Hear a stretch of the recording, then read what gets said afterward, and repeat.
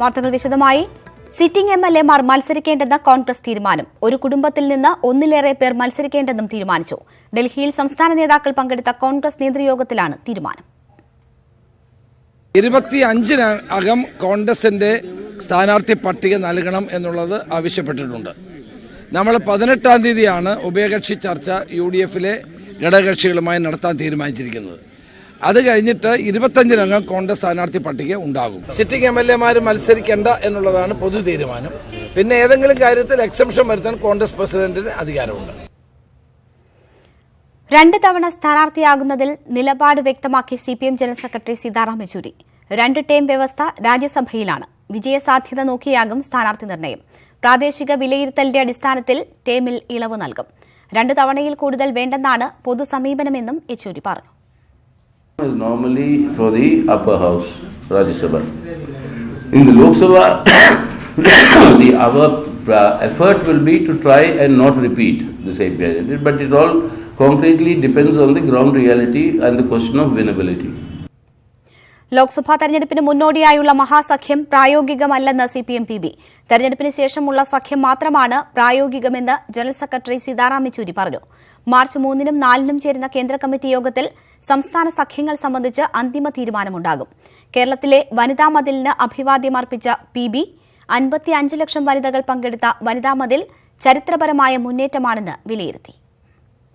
There is no pre-election All India Alliance or what is called the Mahagathbandhan that is possible. It always has been happening, and it's only natural that given India's diversity, such a front or a formation which will form an alternative government at the centre will come into existence after the general elections. It's salute to the people of Bengal and Kerala for the record manner in which they responded to the calls given by the CPIM on the women's wall in Kerala to carry forward the movement for renaissance. BJP ബന്ധത്തിന്റെ പേരിൽ പരസ്പരം കുറ്റപ്പെടുത്തി CPM-ഉം കോൺഗ്രസും. കോൺഗ്രസിനെ തകർക്കാൻ BJP-യും CPM-ഉം തമ്മിൽ രഹസ്യധാരണയുണ്ടെന്ന് പ്രതിപക്ഷ നേതാവും KPCC അധ്യക്ഷനും പറഞ്ഞു. ആരോപണം കല്ലുവെച്ച നുണയെന്നും RSS പാതയാണ് കോൺഗ്രസ് പിന്തുടരുന്നതെന്നും മുഖ്യമന്ത്രിയും CPM സംസ്ഥാന സെക്രട്ടറിയും ആരോപിച്ചു. BJP ബന്ധം ആരോപിച്ച CPM-ഉം കോൺഗ്രസും തമ്മിലുള്ള ആരോപണ പ്രത്യാരോപണങ്ങൾ കടുത്തു. മുഖ്യമന്ത്രി എത്ര നിഷേധിച്ചാലും CPM BJP ബന്ധം മൂടിവെക്കാനാവില്ലെന്ന് KPCC അധ്യക്ഷൻ മുല്ലപ്പള്ളി രാമേന്ദ്രൻ. RSS-ഉം സംഘപരിവാർ അടങ്ങുന്ന ശക്തികളും CPM-ഉം തമ്മിൽ ഈ തെരഞ്ഞെടുപ്പിൽ ധാരണയുണ്ട്. ഇവർ തമ്മിലുള്ള ബന്ധം രഹസ്യമല്ല, പരസ്യമാണ്. CBI എനിക്ക് ഡിലേ ചെയ്യുന്നതിന്റെ കാര്യം എന്താണെന്ന് മനസ്സിലായിട്ടില്ല. ആ കേസ് CBI അന്വേഷിച്ചു കഴിഞ്ഞാൽ മുഖ്യമന്ത്രി ഇരുമ്പഴിക്കുള്ളിലായിരിക്കും. ലോക്സഭാ തെരഞ്ഞെടുപ്പിൽ കോൺഗ്രസിന്റെ സീറ്റ് കുറയ്ക്കാനായി CPM-ഉം BJP-യും ഒന്നിക്കുന്നുവെന്നായിരുന്നു പ്രതിപക്ഷ നേതാവ് രമേശ് ചെന്നിത്തലയുടെ ആരോപണം. CPM-ഉം BJP-യും തമ്മിൽ ധാരണ രൂപപ്പെട്ടു വരുന്നു എന്നുള്ളതാണ് ഏറ്റവും പ്രധാനപ്പെട്ട ഒരു കാര്യം. RSSന്റെ പാതയാണ് കോൺഗ്രസ് പിന്തുടരുന്നതെന്ന് മുഖ്യമന്ത്രി പിണറായി വിജയൻ കുറ്റപ്പെടുത്തി. ശബരിമല വിഷയത്തിൽ RSS അനുകൂല സമീപനമായിരുന്നു കോൺഗ്രസിന്റേതെന്നും മുഖ്യമന്ത്രി ആരോപിച്ചു. കോൺഗ്രസ് ആരോപണം കല്ലുവെച്ച നുണയെന്ന് CPM സംസ്ഥാന സെക്രട്ടറി കോടിയേരി ബാലകൃഷ്ണൻ. RSS കോൺഗ്രസ് ബന്ധം കൈയോടെ പിടിക്കപ്പെട്ടപ്പോൾ അതിൽ നിന്ന് രക്ഷപ്പെടാൻ KPCC പ്രസിഡന്റ് കല്ലുവെച്ച നുണകൾ പ്രചരിപ്പിച്ചുകൊണ്ടിരിക്കുകയാണ്. BJP വിരുദ്ധരുടെയും ന്യൂനപക്ഷ വിഭാഗങ്ങളുടെയും വോട്ടാണ് ഇരുപക്ഷവും ലക്ഷ്യമിടുന്നത്. Political bureau, news 18. AK ആന്റണിയുടെ മകന്റെ രാഷ്ട്രീയ പ്രവേശനത്തിൽ അതൃപ്തി പ്രകടിപ്പിച്ച് KSU. അങ്ങും പുത്രവാത്സല്യത്താൽ അന്ധനായോ എന്ന ഗീതയിലെ വരികൾ ചേർത്തുകൊണ്ടാണ് KSU എറണാകുളം ജില്ലാ നേതൃത്വം പ്രമേയത്തിൽ വിമർശനം ഉന്നയിക്കുന്നത്. പ്രസ്ഥാനത്തിനു വേണ്ടി കല്ലുകൊണ്ടുപോലും കാൽമുറിയാത്ത ചില പൽവാർ ദേവന്മാരുടെ പട്ടാഭിഷേകത്തിന്റെ ശംഖുലി മുഴങ്ങുന്നത് യഥാർത്ഥ പ്രവർത്തകരുടെ ഉള്ളിൽ നെഞ്ചിടിപ്പാണുണ്ടാക്കുന്നതെന്നും പ്രമേയത്തിൽ സൂചിപ്പിക്കുന്നു. പാരമ്പര്യമായി കിട്ടുന്ന സ്വത്ത് തലമുറകളായി ഉപയോഗിക്കുന്നത് പോലെയാണ് കോൺഗ്രസിലെ ചില കാരണവന്മാർ മണ്ഡലങ്ങൾ കൈയടക്കി വെച്ചിരിക്കുന്നതെന്നും KSU കുറ്റപ്പെടുത്തി. ലോക്സഭാ തെരഞ്ഞെടുപ്പിൽ യുവാക്കൾക്ക് കൂടുതൽ സീറ്റ് നൽകണമെന്ന് പത്മജ വേണുഗോപാൽ. ഇരിക്കുന്നവർ തന്നെ തുടർന്നാൽ പാർട്ടി വളരില്ല എന്നും പത്മജ ന്യൂസ് 18നോട് പറഞ്ഞു. പാർട്ടി ആവശ്യപ്പെട്ടാൽ തെരഞ്ഞെടുപ്പിൽ മത്സരിക്കുമെന്നും അവർ പറഞ്ഞു. കോൺഗ്രസിലെ സ്ഥാനാർത്ഥി നിർണയത്തിൽ യുവാക്കളുടെ പ്രാതിനിധ്യം സജീവ ചർച്ചയായ സാഹചര്യത്തിലാണ് പത്മജ വേണുഗോപാൽ മനസ്സ് തുറന്നത്. ഇത്തവണ ചെറുപ്പക്കാർക്ക് കൂടുതൽ സീറ്റ് നൽകണം. യുവാക്കൾക്ക് കൊടുക്കണമെന്ന് ഞാൻ പറയുന്നത് എന്താണെന്ന് വെച്ചാൽ, ഇനി പാർട്ടി വളരണ്ടേ? ഇരിക്കുന്ന ആളുകൾ തന്നെ എപ്പോഴും ഇരുന്നാൽ പാർട്ടി വളരില്ല. അപ്പോൾ പണ്ട് എൻ്റെ പിതാവ് വളർത്തിക്കൊണ്ടുവന്നവരാണ് ഇന്ന് പാർട്ടിയിൽ ഉന്നത സ്ഥാനങ്ങളിൽ ഇരിക്കുന്നവർ. അന്ന് അദ്ദേഹം അത് ചെയ്തില്ലായിരുന്നെങ്കിൽ ഇന്ന് ഈ പാർട്ടിയെ നയിക്കാൻ ആൾക്കാരുണ്ടാവില്ലായിരുന്നു. പാർട്ടി ആവശ്യപ്പെടുകയാണെങ്കിൽ ലോക്സഭയിലേക്ക് സ്ഥാനാർത്ഥിയാകും. തൃശൂർക്കാരിയാണെങ്കിലും കേരളത്തിലെ എല്ലാ മണ്ഡലങ്ങളും ഒരുപോലെയാണ്. പാർട്ടി എന്ത് പറയണോ അതെന്നും അനുസരിച്ചിട്ടുള്ള ഒരാളാണ് ഞാൻ. പാർട്ടിക്കെതിരെ ഇതുവരെ ഒന്നും പറഞ്ഞിട്ടില്ല, ഒന്നും ചെയ്യില്ല. പാർട്ടി മത്സരിക്കണം എന്ന് പറഞ്ഞാൽ മത്സരിക്കും, ഒരിക്കലും ഒളിച്ചോടില്ല. മത്സരിക്കേണ്ട പറഞ്ഞാൽ മത്സരിക്കില്ല. കെ കരുണാകരന്റെ കാലത്ത് പൊതുസ്വീകാര്യരായ വ്യക്തികളെയാണ് സ്ഥാനാർത്ഥികളാക്കിയിരുന്നത്. അവരെല്ലാവരും വിജയിച്ചിരുന്നു. പണ്ട് വനിതകൾക്ക് സീറ്റ് നൽകുന്നതിൽ വിവേചനമുണ്ടായിരുന്നു. രാഹുൽ ഗാന്ധി ചുമതലയേറ്റ ശേഷം അത്തരം തോന്നലില്ല. ഉമ്മൻചാണ്ടി മത്സരിക്കണോ എന്ന് തീരുമാനിക്കേണ്ടത് അദ്ദേഹമാണ്. UDFന് 20 മണ്ഡലങ്ങളിലും ജയസാധ്യതയുണ്ടെന്നും പത്മജ വേണുഗോപാൽ പറഞ്ഞു. സുവി വിശ്വനാഥൻ, ന്യൂസ് 18, തൃശൂർ. മൂന്നാം സീറ്റ് ആവശ്യം UDFൽ ഉന്നയിക്കുന്ന കാര്യത്തിൽ മുസ്ലിം ലീഗ് നേതാക്കളിൽ ആശയക്കുഴപ്പം. കോൺഗ്രസിനെ ബുദ്ധിമുട്ടിലാക്കി മൂന്നാം സീറ്റ് ആവശ്യപ്പെടുന്നത് അനൌചിത്യമാകുമെന്ന് നേതാക്കൾ കരുതുന്നു. എന്നാൽ മൂന്നാം സീറ്റ് ആവശ്യത്തിൽ നിന്ന് പിറകോട്ട് പോയാൽ അണികൾ ഏത് രീതിയിൽ പ്രതികരിക്കുമെന്നതിൽ നേതാക്കൾക്ക് ആശങ്കയുണ്ട്. മൂന്നാം സീറ്റ് ആവശ്യം മുസ്ലിം ലീഗിൽ ഇപ്പോഴുണ്ടാക്കിയിരിക്കുന്ന പ്രതിസന്ധി ചെറുതല്ല. അണികളിലുണ്ടായ പൊതുവികാരം സമ്മർദ്ദമായി മാറിയതോടെ മൂന്നാം സീറ്റ് ചോദിക്കുമെന്ന് മുസ്ലിം ലീഗ് നേതാക്കൾ വ്യക്തമാക്കിയെങ്കിലും ആവശ്യത്തോട് കോൺഗ്രസ് അനുകൂല നിലപാടല്ല സ്വീകരിക്കുന്നത്. BJPക്കെതിരെയുള്ള പോരാട്ടത്തിൽ കോൺഗ്രസിനെ ശക്തിപ്പെടുത്തേണ്ട സമയം സീറ്റുകൾ വിട്ടുകൊടുക്കുന്നത് ശരിയല്ലെന്ന വികാരമാണ് പാർട്ടിയിൽ. സീറ്റ് മുന്നണിയിൽ ചോദിച്ച് ലഭിക്കാത്ത സാഹചര്യമുണ്ടായാൽ അതും നേതൃത്വത്തിന് തിരിച്ചടിയാണ്. ഗുണദോഷങ്ങൾ പരിശോധിച്ചു മാത്രമേ സീറ്റ് വിഷയത്തിൽ നിലപാടെടുക്കൂവെന്ന ജനറൽ സെക്രട്ടറി KP മജീദിന്റെ വാക്കുകൾ പാർട്ടിയിലെ ആശയക്കുഴപ്പം വ്യക്തമാക്കുന്നതാണ്. ചിലപ്പോൾ 3-ാം സീറ്റ് ഉണ്ടാവും, അല്ലെങ്കിൽ 4-ാം സീറ്റ് ഉണ്ടാവും എന്നതിനെ സംബന്ധിച്ച് ഇപ്പോൾ പറയാവുന്ന ഒരു പരുവത്തിലല്ല കാര്യങ്ങളുള്ളത്. ഞങ്ങൾ പാർട്ടിൻ്റെ അകത്ത് ഇത് സംബന്ധിച്ച് അതിൻ്റെ ഗുണദോഷങ്ങൾ ഞങ്ങൾ വിലയിരുത്തിക്കൊണ്ടിരിക്കുകയാണ്. മൂന്നാം സീറ്റ് ചോദിക്കുമെന്ന് നേരത്തെ പറഞ്ഞ PK കുഞ്ഞാലിക്കുട്ടിയും നിലപാട് മാറ്റി. ദേശീയ തലത്തിൽ ലീഗ് നല്ല പ്രകടനം കാഴ്ചവെക്കുന്നത് കാണാം. ചിലപ്പോൾ CPM-നേക്കാൾ CPM ഉണ്ടായിരുന്നു വരും ദേശീയ തലത്തിൽ. മൂന്നാം സീറ്റ് ആവശ്യം മുന്നിൽ വെച്ച് വരുന്ന രാജ്യസഭാ സീറ്റോ നിയമസഭാ തെരഞ്ഞെടുപ്പിൽ കൂടുതൽ സീറ്റോ വാങ്ങിയെടുക്കുകയാണ് നേതൃത്വത്തിന് മുന്നിലുള്ള പോംവഴി. ഇതുവഴി അണികളെ തൃപ്തിപ്പെടുത്താനാകുമെന്നും നേതൃത്വം കണക്കുകൂട്ടുന്നു. മുഹമ്മദ് ഷഹീദ്, ന്യൂസ് 18, കോഴിക്കോട്. സ്ഥാനാർത്ഥിയാവുന്നതിൽ ചർച്ചകൾ നടന്നിട്ടില്ലെന്ന് സുരേഷ് ഗോപി MP. മത്സരിക്കണമെന്ന് പാർട്ടി അറിയിച്ചാൽ അപ്പോൾ നിലപാട് വ്യക്തമാക്കുമെന്നും സുരേഷ് ഗോപി പാലക്കാട്ട് പറഞ്ഞു. അതും പാർട്ടി തീരുമാനിക്കും. എനിക്കറിയില്ല. ചർച്ചകളിൽ എന്റെ പേരുണ്ടോ എന്ന് പോലും നിങ്ങൾ ഈ പറയുന്നത് പോലെ അതുപോലും എനിക്ക് വിശ്വസിക്കാൻ പറ്റുന്നില്ല. എന്റെ പേര് ചർച്ചകളിലൊന്നും ഇല്ല എന്നാണ് ഞാൻ മനസ്സിലാക്കിയിട്ടുള്ളത്. മത്സരിക്കാൻ താൽപര്യമില്ല എന്ന സംസ്ഥാന നേതൃത്വത്തെ അറിയിച്ചിട്ടുണ്ടെന്ന് അൽഫോൺസ് കണ്ണന്താനം. മത്സരിക്കാൻ പറഞ്ഞാൽ പത്തനംതിട്ടയിൽ മത്സരിക്കാനാണ് താൽപര്യമെന്നും കണ്ണന്താനം പറഞ്ഞു. പാർട്ടി ആവശ്യപ്പെട്ടാൽ മത്സരിക്കും, തീർച്ചയായിട്ടും.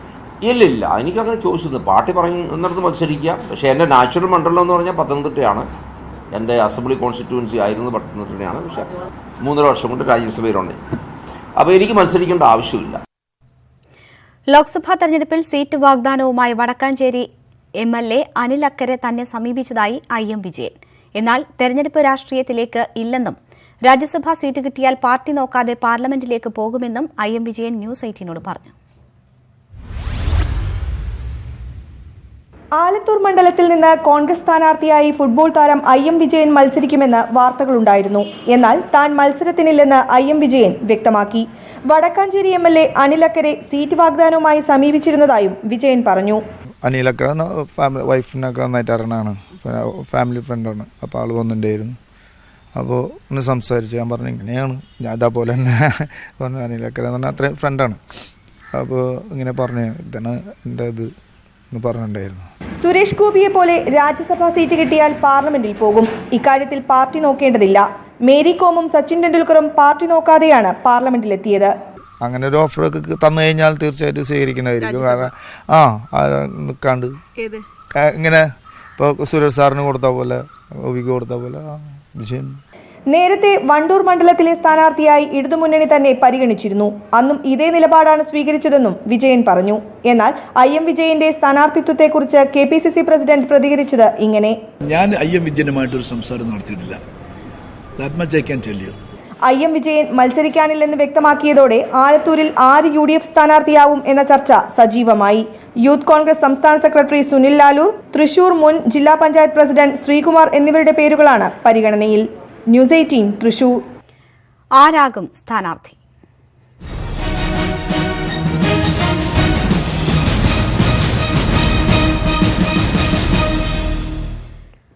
ശബരിമല സ്ത്രീ പ്രവേശന പ്രക്ഷോഭത്തിന്റെ നേട്ടം കൊയ്യാൻ പത്തനംതിട്ടയിൽ BJP ആരെ ഇറക്കും? MT രമേശിനെ തന്നെ വീണ്ടും പരീക്ഷിക്കുമോ? അതോ പന്തളം രാജകുടുംബാംഗത്തിനെ തന്നെ ഇറക്കുമോ? സിറ്റിംഗ് MP ആന്റോ ആന്റണിയെ വീണ്ടും പരീക്ഷിക്കാനാണ് കോൺഗ്രസ് തയ്യാറെടുക്കുന്നത്. ഇരുമുന്നണികളെയും നേരിടാൻ വേണ്ടിവന്നാൽ പൊതുസമ്മതനെ പോലും ഇറക്കാനുള്ള തയ്യാറെടുപ്പിലാണ് ഇടതുമുന്നണി. പത്തനംതിട്ട ജില്ലയിലെ 5ഉം കോട്ടയം ജില്ലയിലെ പൂഞ്ഞാർ, കാഞ്ഞിരപ്പള്ളി നിയമസഭാ മണ്ഡലങ്ങളും ഉൾപ്പെടുന്നതാണ് പത്തനംതിട്ട ലോക്സഭാ മണ്ഡലം. പഴയ സ്വഭാവമല്ല ഇപ്പോൾ മണ്ഡലത്തിന്. ശബരിമല പ്രക്ഷോഭം തന്നെയാണ് കാരണം.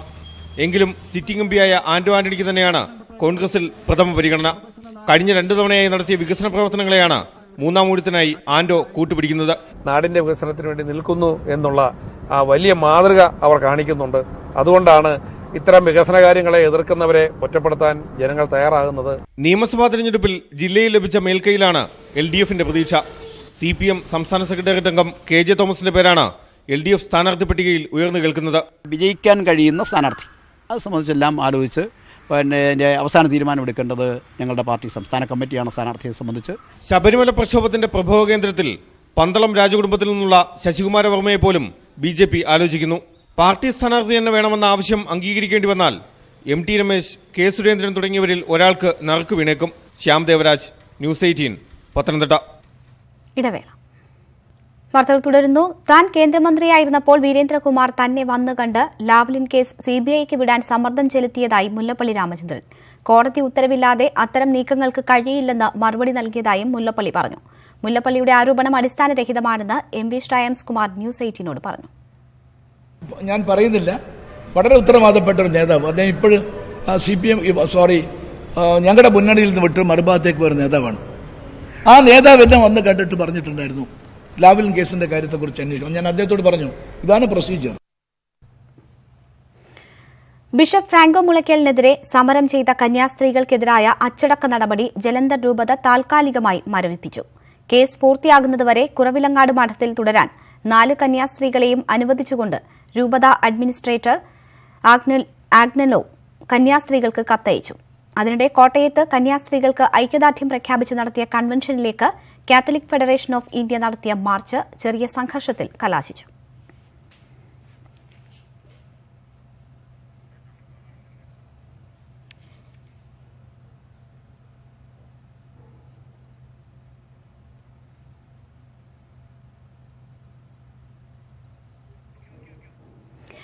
വടക്ക് കിഴക്കൻ സംസ്ഥാനങ്ങളിൽ 2 ദിവസത്തെ സന്ദർശനത്തിനായി എത്തിയ പ്രധാനമന്ത്രി നരേന്ദ്രമോദിക്കെതിരെ യുവാക്കൾ കരിങ്കൊടി വീശി. പൌരത്വ ഭേദഗതി ബില്ലിനെതിരെയായിരുന്നു പ്രതിഷേധം. ഓൾ അസം സ്റ്റുഡന്റ്സ് യൂണിയൻ അംഗങ്ങളായിരുന്നു മോദി ഗോ മുദ്രാവാക്യങ്ങളുമായി കരിങ്കൊടി വീശിയത്.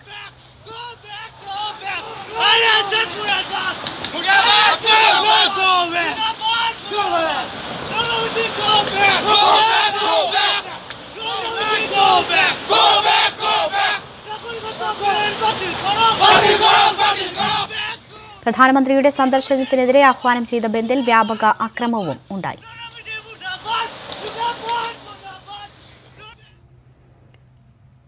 ശാരദ ചിട്ടിതട്ടിപ്പ് കേസിൽ കൊൽക്കത്ത പോലീസ് കമ്മീഷണർ രാജീവ് കുമാറിനെ CBI ചോദ്യം ചെയ്യാൻ തുടങ്ങി. ഷില്ലോങ്ങിൽ CBI ഓഫീസിൽ വെച്ചാണ് ചോദ്യം ചെയ്യുന്നത്. ചോദ്യം ചെയ്യലിന് ഷില്ലോങ്ങിൽ ഹാജരാകണമെന്ന് സുപ്രീംകോടതി രാജീവ് കുമാറിന് നേരത്തെ നിർദ്ദേശം നൽകിയിരുന്നു. കമ്മീഷണറെ ചോദ്യം ചെയ്യുന്നതിനായി എത്തിയ CBI സംഘത്തെ കൊൽക്കത്ത പോലീസ് തടഞ്ഞത് വൻ വിവാദമായിരുന്നു. മുഖ്യമന്ത്രി മമതാ ബാനർജി അടക്കമുള്ളവർ കൊൽക്കത്തയിൽ സത്യഗ്രഹമിരുന്നു. തുടർന്ന് CBI സുപ്രീംകോടതിയെ സമീപിക്കുകയായിരുന്നു. ശാരദ റോസ്വാലി ചിട്ടി തട്ടിപ്പ് ആദ്യം അന്വേഷിച്ചത് രാജീവ് കുമാറായിരുന്നു. തൃണമൂൽ കോൺഗ്രസ് നേതാക്കളെ രക്ഷിക്കാൻ രാജീവ് കുമാർ തെളിവുകൾ നശിപ്പിച്ചുവെന്നാണ് CBIയുടെ ആരോപണം. തുടർന്നാണ് പോലീസ് കമ്മീഷണറെ ചോദ്യം ചെയ്യുന്നത്.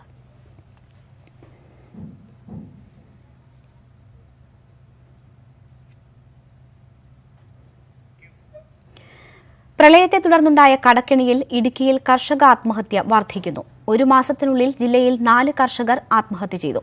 നിരവധി കർഷകർ ബാങ്കുകളുടെ ജപ്തി ഭീഷണിയിൽ കഴിയുകയാണ്. പ്രതിസന്ധി ഘട്ടത്തിൽ കൈവിട്ട സർക്കാരിനെതിരെ മലയോര മേഖലയിൽ കർഷകർ കടുത്ത പ്രതിഷേധത്തിലാണ്. ഏറ്റവും അടുത്ത കൂട്ടുകാരനെ ഞാൻ ആശുപത്രി കൊണ്ടാണ് എല്ലാം നയിച്ചു, ഒന്നുമില്ലാണ്ട് കൃഷി ഇതെല്ലാം പോയി. ആത്മഹത്യ ചെയ്ത വാഴത്തോപ്പ് സ്വദേശി ജോണിയുടെ സുഹൃത്തിന്റെ വാക്കുകളിൽ തന്നെയുണ്ട് കർഷകർ നേരിടുന്ന പ്രതിസന്ധിയുടെ ആഴം. പാട്ടത്തിനെടുത്ത 5 ഏക്കർ സ്ഥലം പ്രളയത്തിൽ പൂർണ്ണമായി നശിച്ചു. പലിശയ്ക്ക് പണം വാങ്ങി വീണ്ടും കൃഷി ഇറക്കി. കാട്ടുപന്നികൾ കൂട്ടമായെത്തി വാഴയും കപ്പയും നശിപ്പിച്ചു. തിരിച്ചടവ് മുടങ്ങിയതോടെ ബാങ്കുകളിൽ നിന്നും ഭീഷണിയായി. ഒടുവിൽ വാഴയ്ക്ക് ഉപയോഗിക്കാനിരുന്ന വിഷം കഴിച്ച് ജോണി ജീവനൊടുക്കി. പണിയെടുത്ത് നന്നായിട്ട് ജീവിച്ചുകൊണ്ടിരുന്ന ഒരു കുടുംബം, ഒരു കൃഷിക്കാരനായിരുന്നു. 40-41 ദിവസം മഴ പെയ്തില്ലേ, അപ്പോൾ ഈ വെള്ളമൊക്കെ കയറി കെട്ടിക്കഴിഞ്ഞതിന്റെ വാഴയുടെ വേരും എല്ലാം ചീഞ്ഞു പെറുക്കി ഒന്നും കിട്ടാത്ത ഒരവസ്ഥ വന്നു. പ്രളയശേഷം കൊക്കോ, റബ്ബർ, കുരുമുളക് എന്നിവയിൽ നിന്നുള്ള വരുമാനം പൂർണ്ണമായി നിലച്ചു. വെള്ളം പോലും വില കൊടുത്തു വാങ്ങേണ്ട സാഹചര്യത്തിൽ ആത്മഹത്യാ മുനമ്പിലാണ് പല കർഷകരും. ആത്മഹത്യ ചെയ്യാൻ നിർവാഹം ഇല്ലാത്തതുകൊണ്ട് 2-3 പിള്ളേരുമുണ്ട്, ഭർത്താവുണ്ട്, എങ്ങനെയെങ്കിലും കഴിഞ്ഞു പോകണല്ലോ എന്നോർത്ത് മാത്രം ഞങ്ങൾ ജീവിക്കുന്നത്. കീരിത്തോട് സ്വദേശി ദിവാകരൻ, തോപ്രാങ്കുടി സ്വദേശി സന്തോഷ്, ആനവരട്ടി സ്വദേശി രാജു, പെരിഞ്ചാംകുട്ടി സ്വദേശി സഹദേവൻ എന്നിവരാണ് 1.5 മാസത്തിനുള്ളിൽ ആത്മഹത്യ ചെയ്തത്. മണിയാറൻകുടി സ്വദേശി ടോമി ഗുരുതരാവസ്ഥയിൽ മെഡിക്കൽ കോളേജിൽ ചികിത്സയിലുമാണ്. കനത്ത വിളനാശം, പ്രളയത്തിന് ശേഷമുള്ള പുനർനിർമ്മാണ പ്രവർത്തനങ്ങളുടെ കാലതാമസം, ഇടുക്കിയിലെ കർഷക ജീവിതം അക്ഷരാർത്ഥത്തിൽ നരകതുല്യമായി മാറിയിരിക്കുന്നു. അടിയന്തര നടപടികൾ ഉണ്ടായില്ലെങ്കിൽ കൂടുതൽ കർഷകരാവും ആത്മഹത്യയുടെ പാത തെരഞ്ഞെടുക്കുക. ഇടുക്കിയിൽ നിന്നും ക്യാമറമാൻ ഷിജോ എം ജെയിംസിനൊപ്പം MS അനീഷ് കുമാർ, ന്യൂസ് 18. ഇടുക്കിയിലെ കർഷകർ നേരിടുന്ന പ്രതിസന്ധി പരിഹരിക്കാൻ സർക്കാർ അടിയന്തരമായി ഇടപെടുമെന്ന് കൃഷിമന്ത്രി VS സുനിൽകുമാർ.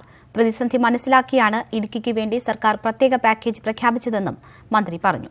ന്യൂസ് 18 കേരളം പുറത്തുവിട്ട വാർത്തയോട് പ്രതികരിക്കുകയായിരുന്നു മന്ത്രി. 19,000 കോടി രൂപയുടെ നഷ്ടമുണ്ടായിരിക്കുന്ന കാർഷിക മേഖലയിലാണ്. ആ മേഖലയുടെ പ്രശ്നങ്ങൾ പരിഹരിക്കുന്നതിന് വേണ്ടിയിട്ടുള്ള വലിയ പാക്കേജാണ് ഇപ്പോൾ ഇടുക്കി ജില്ലയിലും വയനാട് ജില്ലയിലും സംസ്ഥാന ഗവൺമെന്റ് പ്രഖ്യാപിച്ചിരിക്കുന്നത്. അത് കാർഷിക മേഖല ഉണ്ടായിരിക്കുന്ന ഗുരുതരമായ നാശത്തെ മറികടക്കുന്നതിന് വേണ്ടിയിട്ടുള്ള ഇടപെടൽ എന്ന നിലയിലാണ് ഇപ്പോ ഈ 2 ജില്ലകൾക്കും വേണ്ട പ്രത്യേകമായ പാക്കേജ് സംസ്ഥാന ഗവൺമെന്റ് പ്രഖ്യാപിച്ചിരിക്കുന്നത്. അപ്പം ഇതിന്റെ കാർഷിക മേഖലയിലുള്ള അവർക്കുണ്ടായിരിക്കുന്ന ദുരിതങ്ങളും മനസ്സിലാക്കിക്കൊണ്ടുള്ള ഒരു പദ്ധതിയാണ് സംസ്ഥാന ഗവൺമെന്റ് ഇപ്പോൾ പ്രഖ്യാപിച്ചിരിക്കുന്നത്. ആ പദ്ധതി നടപ്പാക്കുന്നതോടുകൂടി ഈ പ്രതിസന്ധിക്ക് പരിഹാരം ഉണ്ടാക്കാനാണ് ഉദ്ദേശിക്കുന്നത്. ബിഷപ്പ് ഫ്രാങ്കോ മുളയ്ക്കലിനെതിരെ സമരം ചെയ്ത കന്യാസ്ത്രീകൾക്കെതിരായ അച്ചടക്ക നടപടി ജലന്ധർ രൂപത താൽക്കാലികമായി മരവിപ്പിച്ചു. കേസ് പൂർത്തിയാകുന്നതുവരെ കുറവിലങ്ങാട് മഠത്തിൽ തുടരാൻ 4 കന്യാസ്ത്രീകളെയും അനുവദിച്ചുകൊണ്ട് കത്ത് ലഭിച്ചു കന്യാസ്ത്രീകൾക്ക്. അതിനിടെ കോട്ടയത്ത് കന്യാസ്ത്രീകൾക്ക് ഐക്യദാർഢ്യം പ്രഖ്യാപിച്ചു നടത്തിയ കൺവെൻഷനിലേക്ക് കാത്തലിക് ഫെഡറേഷൻ ഓഫ് ഇന്ത്യ നടത്തിയ മാർച്ച് ചെറിയ സംഘർഷത്തിൽ കലാശിച്ചു. കന്യാസ്ത്രീകൾക്കെതിരായ നടപടിയിൽ ശക്തമായ പ്രതിഷേധം ഉയരുന്നതിനിടെയാണ് ജലന്ധർ രൂപത നിർണായക തീരുമാനമെടുത്തത്. സ്ഥലം മാറ്റ ഉത്തരവ് ലഭിച്ച 4 കന്യാസ്ത്രീകൾക്കും കേസ് അവസാനിക്കുന്നതുവരെ കുറവിലങ്ങാട് മഠത്തിൽ തുടരാം. കന്യാസ്ത്രീകൾക്കെതിരായ നടപടി തന്നെ ഞെട്ടിച്ചെന്ന് ജലന്ധർ രൂപത അഡ്മിനിസ്ട്രേറ്റർ ബിഷപ്പ് കന്യാസ്ത്രീകൾക്ക് അയച്ച കത്തിൽ പറയുന്നു. താൻ സ്ഥലത്തില്ലാത്തതുമൂലം സംഭവത്തെക്കുറിച്ച് അറിഞ്ഞിരുന്നില്ലെന്നും കത്തിൽ വ്യക്തമാക്കുന്നുണ്ട്. അതേസമയം മുഖ്യമന്ത്രിക്കും സംസ്ഥാന മനുഷ്യാവകാശ കമ്മീഷനും അടക്കം ഈ വിഷയത്തിൽ പരാതി നൽകിയിട്ടും നടപടിയുണ്ടായില്ലെന്ന് കന്യാസ്ത്രീകൾ പ്രതികരിച്ചു. ഞങ്ങൾക്ക് വേണ്ടി ഞങ്ങളോടൊപ്പം അനേകം പേർ സഭാധികാരികളുമായി ബന്ധപ്പെട്ടു. ഞങ്ങളുടെ സ്ഥലമാറ്റം റദ്ദാക്കണമെന്ന് ആവശ്യപ്പെട്ടു. SOS കൺവെൻഷനുകളും സമരപരിപാടികളും പ്രഖ്യാപിച്ചു. അതിന്റെ എല്ലാം ഫലമായി സർവശക്തന്റെ കാരുണ്യത്താൽ ഈ കേസ് നടപടികൾ തീരുന്നതുവരെ കുറവിലങ്ങാട് മഠത്തിൽ തന്നെ തുടരുവാൻ അനുവദിച്ചുകൊണ്ട് ബിഷപ്പ് ആഗ്നലോ ഞങ്ങൾക്ക് കത്തയച്ചു. കന്യാസ്ത്രീകൾക്കെതിരായ അച്ചടക്ക നടപടി പിൻവലിക്കുക, ബിഷപ്പ് ഫ്രാങ്കോ മുളയ്ക്കലിനെ തൽസ്ഥാനത്ത് നിന്ന് നീക്കുക എന്നീ ആവശ്യങ്ങൾ ഉന്നയിച്ച് കോട്ടയത്ത് പ്രതിഷേധ കൺവെൻഷൻ നടത്തി. കൺവെൻഷനിലേക്ക് കാത്തലിക് ഫെഡറേഷൻ ഓഫ് ഇന്ത്യ പ്രവർത്തകർ നടത്തിയ മാർച്ച് നേരിയ സംഘർഷത്തിൽ കലാശിച്ചു.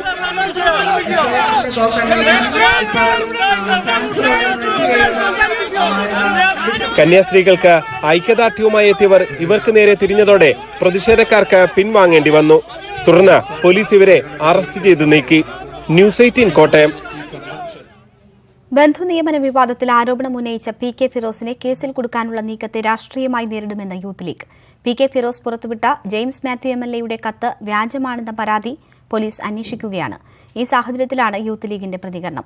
ബന്ധുനിയമന കേസിൽ സർക്കാർ തെളിവുകൾ മറച്ചുവെച്ചാൽ പ്രക്ഷോഭത്തിനിറങ്ങുമെന്ന് KPCC പ്രസിഡന്റ് മുല്ലപ്പള്ളി രാമചന്ദ്രൻ പറഞ്ഞു. ഇൻഫർമേഷൻ കേരള മിഷനിൽ CPM നേതാവ് കോലിയക്കോട് കൃഷ്ണൻ നായരുടെ സഹോദരപുത്രൻ DK മണികണ്ഠന് ചട്ടം ലംഘിച്ച് നിയമനം നൽകിയെന്നായിരുന്നു PK ഫിറോസിന്റെ ആരോപണം. CPM സംസ്ഥാന സെക്രട്ടറിയുടെ നിർദ്ദേശപ്രകാരം നൽകിയ നിയമനത്തെ ചോദ്യം ചെയ്ത് ജെയിംസ് മാത്യു MLA വ്യവസായ മന്ത്രി AC മൊയ്തീന് നൽകിയ കത്തും പുറത്തുവിട്ടു. എന്നാൽ കത്തിലെ ഒരു പേജ് വ്യാജമാണെന്ന് കാണിച്ച് ജെയിംസ് മാത്യു DGPക്ക് പരാതി നൽകി. പരാതിയിൽ കോഴിക്കോട് സിറ്റി പോലീസ് കമ്മീഷണർ അന്വേഷണം തുടങ്ങി. PK ഫിറോസിന് രേഖകൾ ലഭിക്കുന്നത് CPM കേന്ദ്രങ്ങളിൽ നിന്ന് തന്നെയാണെന്നും ഇത് തടയാനാണ് കേസെടുക്കാനുള്ള നീക്കമെന്നും യൂത്ത് ലീഗ് നേതാവ് നജീബ് കാന്തപുരം പറഞ്ഞു. ഫിറോസിനെതിരായിട്ടുള്ള നീക്കത്തിന് മുഖ്യമന്ത്രിയാണ് നേതൃത്വം നൽകുന്നത്. ആ തരത്തിൽ ഗവൺമെന്റ് നേതൃത്വം നൽകുന്ന ഇത്തരം ഒരു നീക്കത്തെ രാഷ്ട്രീയമായി ഞങ്ങൾ തീർച്ചയായിട്ടും നേരിടും. ബന്ധു നിയമന വിവാദത്തിൽ മന്ത്രി KT ജലീലിനെതിരെ ലോകായുക്തയിൽ നടക്കുന്ന കേസിൽ സർക്കാർ തെളിവുകൾ മറച്ചുവെച്ചാൽ പ്രക്ഷോഭത്തിനിറങ്ങുമെന്ന് KPC പ്രസിഡന്റ് മുല്ലപ്പള്ളി രാമചന്ദ്രൻ വ്യക്തമാക്കി. അദ്ദേഹത്തെ മന്ത്രിസഭയിൽ നിന്ന് പുറത്താക്കുന്നവരെ ഞങ്ങൾ സമര പരിപാടികളുമായിട്ട് അദ്ദേഹത്തെ ബഹിഷ്കരിക്കൽ മാത്രമല്ല, അദ്ദേഹത്തിനെ പ്രതിരോധിക്കുന്ന നടപടി ഞങ്ങൾ സ്വീകരിക്കും. ജെയിംസ് മാത്യുവിന്റെ കത്ത് മന്ത്രി AC മൊയ്തീന്റെ ഓഫീസിൽ നിന്ന് ചോർത്തിയതാണെന്നാണ് PK ഫിറോസിന്റെ അവകാശവാദം. കേസെടുത്താൽ മുൻകൂർ ജാമ്യത്തിന് ശ്രമിക്കാതെ ജയിലിൽ പോകാനാണ് PK ഫിറോസിന്റെ തീരുമാനം. ന്യൂസ് 18 കോഴിക്കോട്. കേന്ദ്ര ടൂറിസം മന്ത്രാലയത്തിന് കീഴിലെ പദ്ധതികളെക്കുറിച്ച് സംസ്ഥാനത്തിന് അറിയുന്നില്ലെന്ന മുഖ്യമന്ത്രിയുടെ പരാതിക്ക് മറുപടിയുമായി അൽഫോൺസ് കണ്ണന്താനം. മുഖ്യമന്ത്രിയെയും മന്ത്രി കടകംപള്ളി സുരേന്ദ്രനും പലതവണ കാര്യങ്ങൾ അറിയിച്ചു. കേന്ദ്ര പദ്ധതികൾ സംസ്ഥാന സർക്കാരിനെ അറിയിക്കണമെന്നില്ല. 550 കോടി രൂപ കേരളത്തിലെ ടൂറിസം പദ്ധതികൾക്കായി നൽകി. 2 വർഷമായിട്ടും 1 രൂപ പോലും ചിലവാക്കിയിട്ടില്ലെന്നും കണ്ണന്താനം ആരോപിച്ചു. ഞാൻ അദ്ദേഹത്തിനോട് സംസാരിച്ചായിട്ടും അദ്ദേഹം ഇതിനകത്ത് പരിപാടിയിൽ പങ്കെടുക്കുന്നതായിട്ടും നമ്മൾ ഉദ്ഘാടനം ചെയ്യാമെന്നും പറഞ്ഞ് അദ്ദേഹത്തെ അറിയിക്കുകയും ഞാൻ മുഖ്യമന്ത്രിയെ അക്കാര്യം അറിയിക്കുകയും ചെയ്തു. ഇപ്പോൾ ഇതിൽ കൂടുതൽ എന്താ ചെയ്യാനാണ്? പക്ഷേ ഒരു കാര്യം ഞാൻ പറഞ്ഞോട്ടെ, ഇതൊന്നും ഞങ്ങൾ ചെയ്യേണ്ട കാര്യമില്ല. ഇത് കേന്ദ്രം 100% മുടക്കുന്ന പൈസയാണ്.